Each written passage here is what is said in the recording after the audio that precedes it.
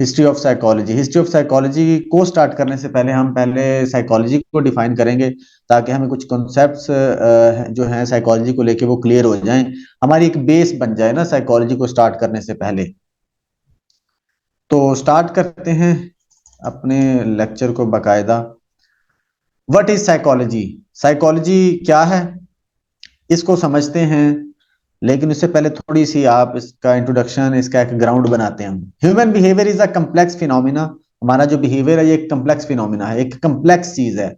आपको वैसे लगता है कि हम कोई काम करते हैं, जैसे अगर कोई चीज उठाई है, उठा के आपने रख दी है, या आप किसी के साथ बोल के बात बोल रहे हैं, या कोई फिजिकल एक्टिविटी कर रहे हैं, आपको लग रहा होगा कि सिंपल सी चीज है यार, सिर्फ यही काम ही तो किया, लेकिन ये बहुत कम्प्लेक्स फिनोमिना है। इसके पीछे बहुत सारी चीजें होती हैं जो वर्क कर रही होती हैं। All are interested in understanding human behaviour. सब लोग समझना चाहते हैं कि हम कोई बिहेवियर जो है क्यों परफॉर्म कर रहे होते हैं या कैसे परफॉर्म कर रहे होते हैं। सारे लोग इंटरेस्टेड हैं या इंटरेस्टेड थे, ठीक है।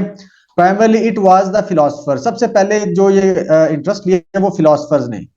याद रखिएगा, जो साइकोलॉजी में सबसे पहले, यानी कि साइकोलॉजी के जो फिनोमिना है, या आप कह सकते हैं साइकोलॉजी की जो चीजें हैं, जैसे बिहेवियर है, बिहेवियर ही बेसिकली मेजर फिनोमिना है या सब्जेक्ट मैटर है, आप कह सकते हैं साइकोलॉजी का। तो फिलोसफर्स ने इस पे सोचना शुरू कर दिया कि यार what is this, how how a person behave in some way, या किसी भी तरीके से या किसी भी तरह से या किसी भी सिचुएशन में कैसे वो क्यों परफॉर्म करता है। अच्छा, it was philosophers who took up the subject of human behaviour and try to find out the cause for such behaviour. उन्होंने कोशिश की कि कॉज फाइंड करें वो, ठीक है, उन्होंने इस कोशिश शुरू कर दी। Thus, psychology has rich roots dating back into philosophy and physiology. अगर इसकी रूट्स चेक करें तो आपको इसकी रूट्स फिलोसफी और फिजियोलॉजी में मिलती हैं। Later on as the element of speculative thinking decreased and objective experimental investigation increase. पहले ये होता था कि सिर्फ अंदाजे लगाए जाते थे, फर्ज किया जाता था चीजों को कि ये ऐसे होगा, लेकिन बाद में आहिस्ता आहिस्ता क्या हुआ कि ये चीज जो जिसको स्पेकुलेटिव थिंकिंग बोल दिया गया, ये कम होती गई, और ऑब्जेक्टिव यानी कि एक्सपेरिमेंटल या साइंटिफिक अप्रोच ग्रो करना शुरू हो गई। It gradually developed into a positive science. बाद में ये पॉजिटिव साइंस के तौर पर सामने आई आहिस्ता आहिस्ता। Now it has been regarded as an independent branch of study. और आज साइकोलॉजी को एक इंडिपेंडेंट ब्रांच माना जाता है। It is the subject of modern era concerned with the study of human being and psychological processes that can understand human being in a better way। और आज के दौर में कहते हैं कि जो स्टडी ऑफ ह्यूमन बीइंग है एंड साइकोलॉजिकल प्रोसेस है, ये अंडरस्टैंड किया जा सकता है इसको बेटर वे में साइकोलॉजी के थ्रू या इस फील्ड के थ्रू। ये थोड़ा सा इसका इंट्रोडक्शन था। अब आगे आ जाते हैं हम इसकी मीनिंग और डेफिनेशन पर, कि डेफिनेशन क्या होती है और किस तरह से इसको डिफाइन किया जाता है या जाता था। हम यहाँ पर वो तमाम डेफिनेशंस देखेंगे जो स्टार्ट से लेके आज तक जो डेफिनेशंस बयान की गई हैं, और देखेंगे कि कौन सी डेफिनेशन ज्यादा वैलिड है और कौन सी वैलिड नहीं थी, किस वजह से। सबसे पहली जो डेफिनेशन हमारे पास आई है, सामने आई थी, वो है psychology as science of soul, जो कि एरिस्टोटल ने दी थी, और रेडोल्फ और एरिस्टोटल ने दी थी। एरिस्टोटल आपको पता है कि फिलोसफर है। सबसे पहले इसने डिफाइन करने की कोशिश की थी साइकोलॉजी को। Psychology is as a science of soul. Science of soul बोला इसको, यानी कि रूह की जो साइंस है उसको साइकोलॉजी बोला है। इट इज डिनोटेड, साइकोलॉजी को डिनोट किया जाता है साई से। ये साइन है, आपने देखा होगा, इस साइन से इसको डिनोट किया जाता है।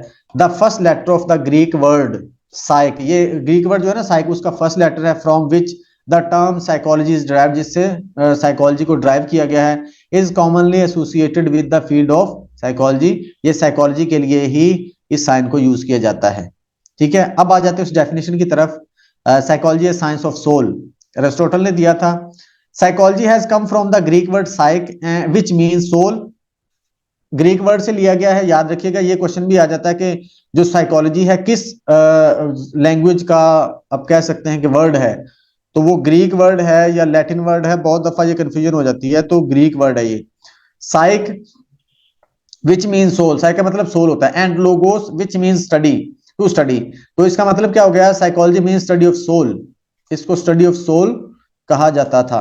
Hence it was regarded as a talk about soul, इसको टॉक अबाउट सोल भी कहा जाता था, ठीक है, स्टडी ऑफ सोल या talk about soul. Later on it was observe that it is better to call psychology as the science of soul. लेकिन बाद में जो लोग थे या फिलोसफर्स थे उनको लगा यार साइंस ऑफ सोल बेहतर है, rather than talk about soul, इसके बजाय as psychology is a science and better word because of the following reasons. ये बेटर वर्ड है साइंस, किस रीजंस की बेस पे? रीजंस क्या है? Science is more systematic and exhaustive than talk. Science एक बेहतर वर्ड है, सिस्टमैटिक वे है टॉक की बजाय। टॉक जस्ट बात करना, साइंस जब साइंस की बात आ जाती है तो वो एक प्रॉपर सिस्टमैटिक वे में चीजों को देख रही होती है। Talk goes on carelessly and loosely. Science is based on practical knowledge and implies it to help in prediction। एक तो ये प्रैक्टिकल नॉलेज की बात करती है साइंस, और दूसरा ये प्रिडिक्ट करने में हेल्प करती है। Science help to improve knowledge based on empirical observation। Empirical observation की बेस पर हमें इंप्रूव करने में अपने नॉलेज को हेल्प करती है।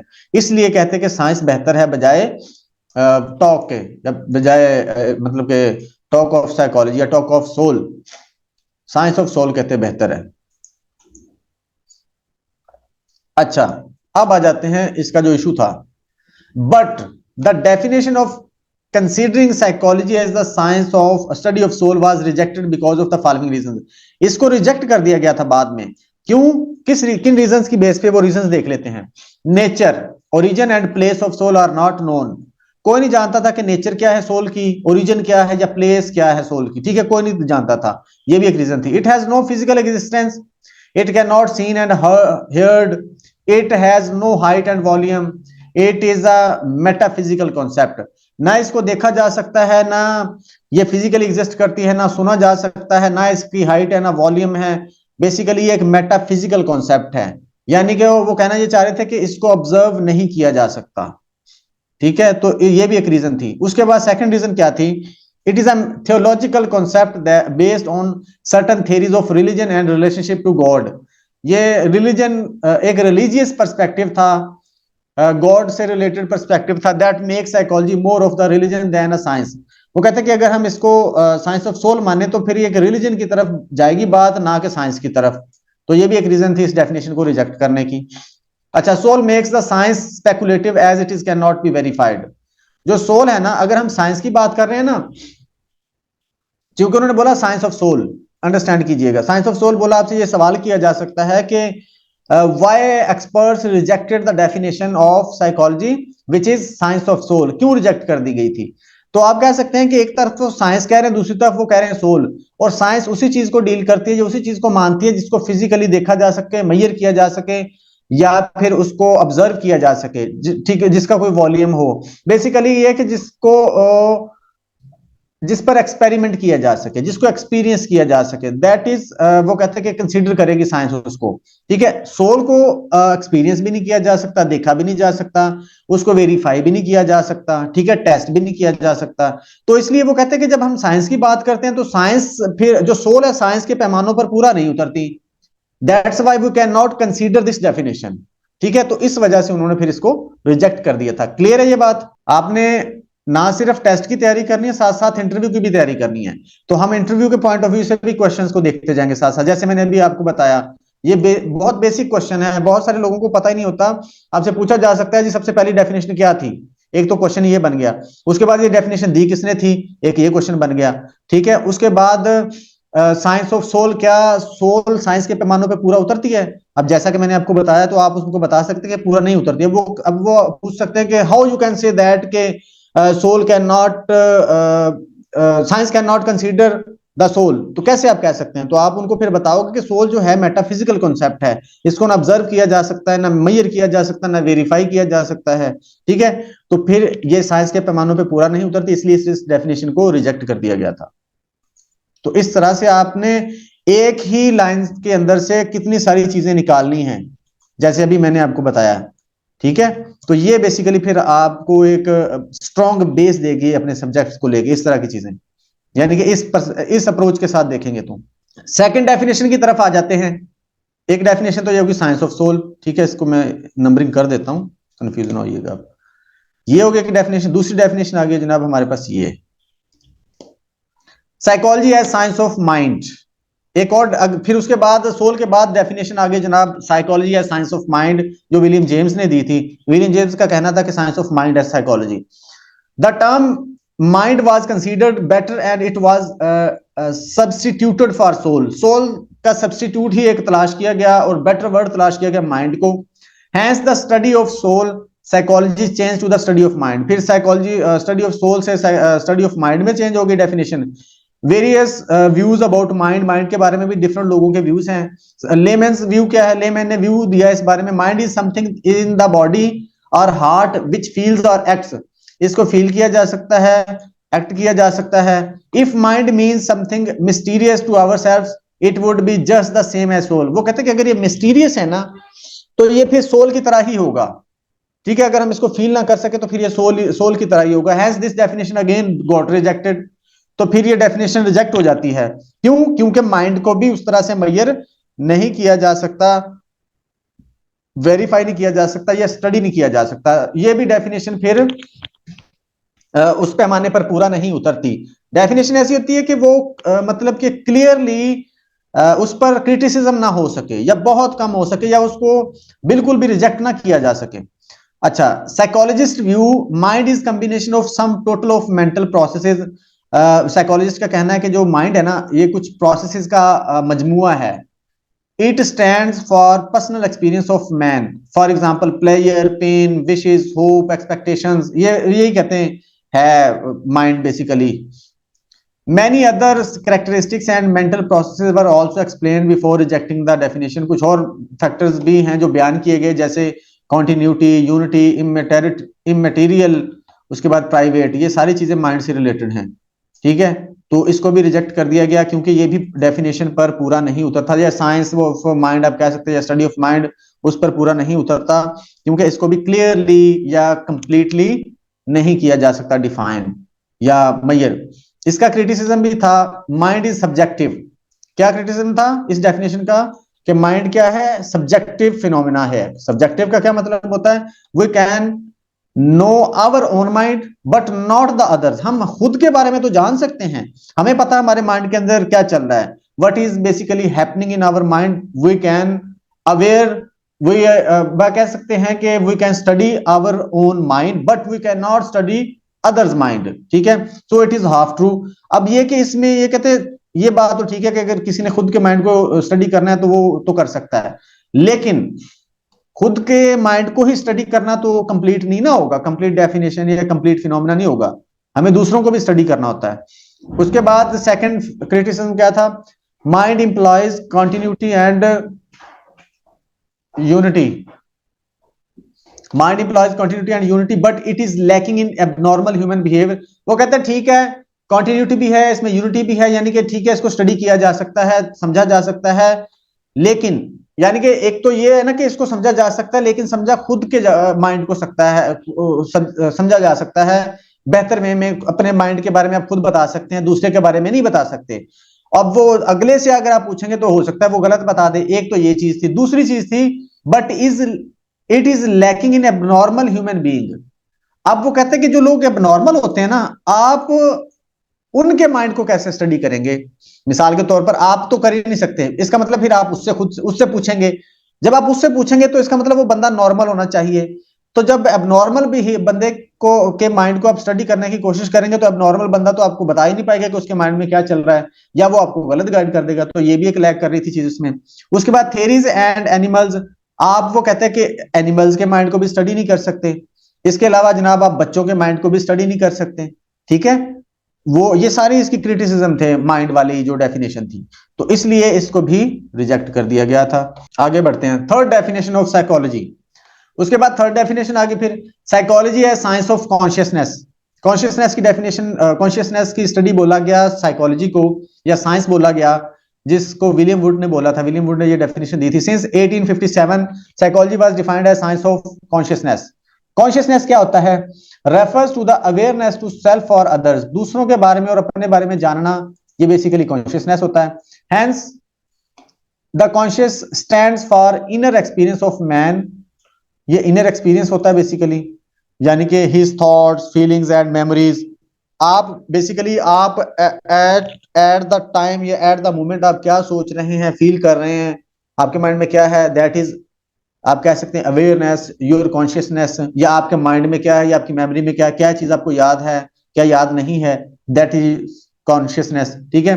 This definition of psychology as study of mind और consciousness is got rejected due to following reasons. ये भी रिजेक्ट कर दी गई थी डेफिनेशन, किन बेसिस पे, किन रीजंस की बेस पे, वो देख लेते हैं हम। A small portion of mind, यानी कि 1/10 part, one 1/10 part is conscious and remaining most important is unconscious. अब वो कहते हैं कि जो कॉन्शियसनेस है ना, या कॉन्शियस पोर्शन ऑफ माइंड है, ये 1/10 पोर्शन है, यानी कि एक उसका ना 10वां हिस्सा है माइंड का, जो जिसको हमने कॉन्शियस बोला है। बाकी जो 9 हिस्से हैं ना, वो तो अनकॉन्शियस में है या सब कॉन्शियस में है। ठीक है। And this definition excludes both important areas. अब इन दोनों एरियाज को कहते हैं इस डेफिनेशन ने इग्नोर कर दिया है या एक्सक्लूड कर दिया है, इनको कंसीडर ही नहीं किया, सिर्फ कॉन्शियस को ही कंसीडर कर लिया है। तो ये भी क्रिटिसिज्म था। अच्छा, a human can be conscious to his और her own mental activities and can not know the consciousness of others.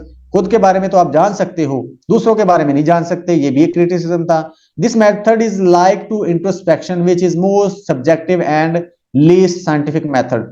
ये इसका जो मेथड है स्टडी ऑफ कॉन्शियसनेस, ये इंट्रोस्पेक्शन ही है बेसिकली।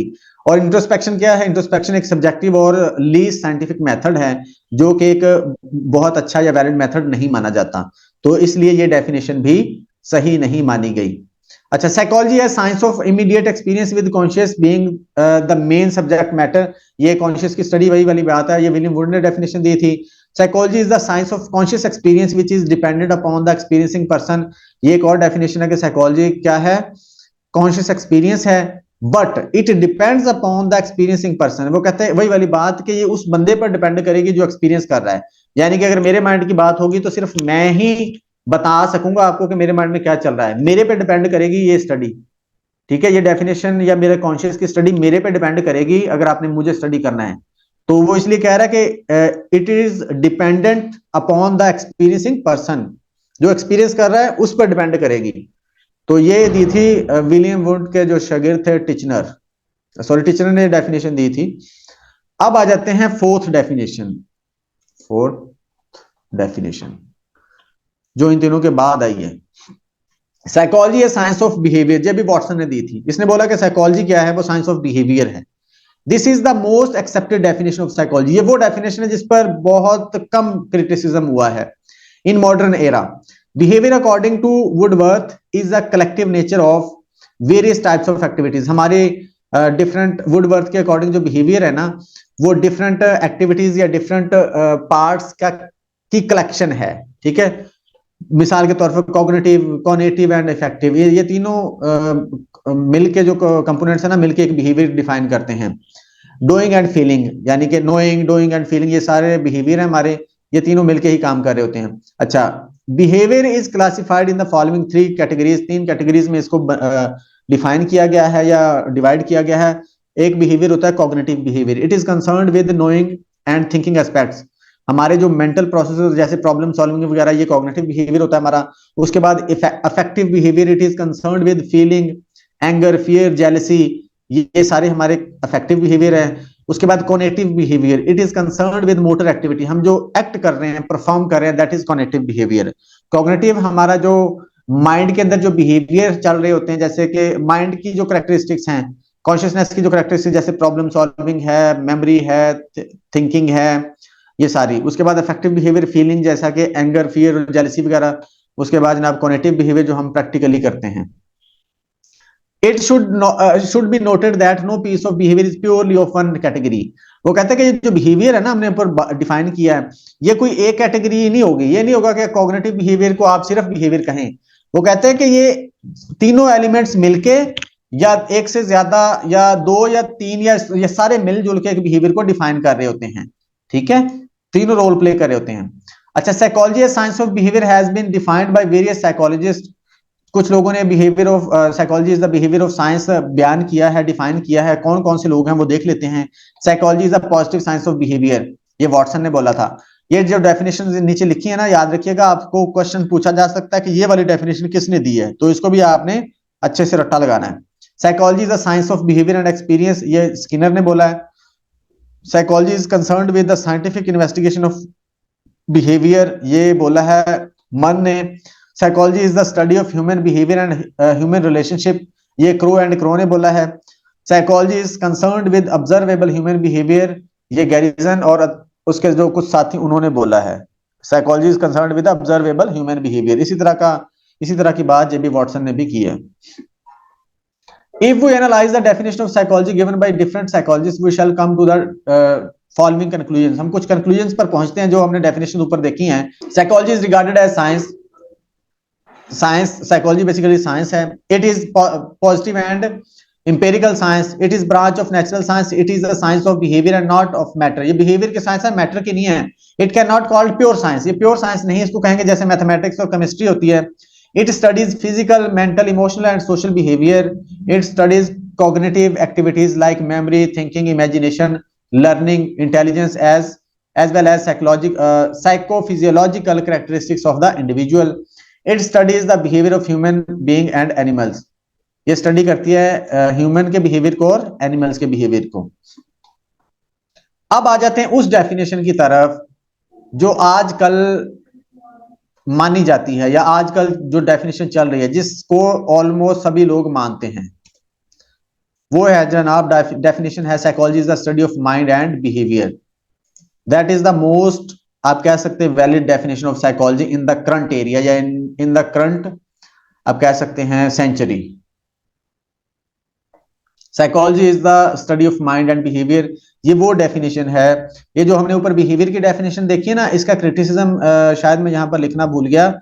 इसमें ये था, वो कहते हैं कि आपने बिहेवियर की जो डेफिनेशन है ना वो तो बोल दी कि psychology is the science of behaviour है, ठीक है, मान लेते हैं। लेकिन वो कहते हैं कि अब बिहेवियर आपने कह दिया कि जो वो बिहेवियर वो चीज है जिसको ऑब्जर्व किया जा सकता है, जिस पर एक्सपेरिमेंट किया जा सकता है, जिसको वेरीफाई किया जा सकता है। लेकिन वो कहते हैं ये तो हो गया एक्सटर्नल बिहेवियर, हमारा एक्सटर्नल कोई भी एक्ट होगा ना, दैट इज बिहेवियर। लेकिन वो कहते हैं कि आपने यहां पर इग्नोर कर दिया है हमारे मेंटल प्रोसेसेस को, हमारे जो मेंटल प्रोसेस, वो चीज जिसको ऑब्जर्व नहीं किया जा सकता, ठीक है। तो ये यहां पर ये डेफिनेशन यहां पर लैग करती थी कि आपने बिहेवियर की बात तो कर दी कि वो जो सामने चीज नजर आएगी, जो बंदा कोई एक्ट करेगा जानदार, उसी बेस पे हम देखेंगे कि क्या कर रहा है, क्यों कर रहा है। लेकिन वो कहते हैं कि आपने एक एस्पेक्ट को यहां पर इग्नोर कर दिया, वो है माइंड, हमारे जो मेंटल प्रोसेसेस हैं। ठीक है, वो कहते हैं कि सही है कि हम उसको मेजर नहीं कर सकते या उसको ऑब्जर्व नहीं कर सकते जो हमारे मेंटल प्रोसेसेस हैं, ठीक है, लेकिन हम उसको इग्नोर तो नहीं ना कर सकते। अब अगर आप, वो कहते हैं कि कोई बंदा या कोई जानदार कोई बिहेवियर शो कर रहा है, तो उस बिहेवियर की वजह से या उस बिहेवियर को किन चीजों ने कॉज किया है, हमारे माइंड के अंदर क्या चल रहा था कि हमने वो बिहेवियर परफॉर्म किया है, वो एस्पेक्ट कहते हैं आपने मिस कर दिया, या वो एस्पेक्ट आपने क्या कर दिया है, छोड़ दिया है। तो फिर इस चीज का जो एतराज दूर करने के लिए आजकल जो डेफिनेशन बनाई है वो है psychology is the study of, या साइंटिफिक स्टडी ऑफ, ठीक है, is the scientific study of mind and behaviour, that is psychology.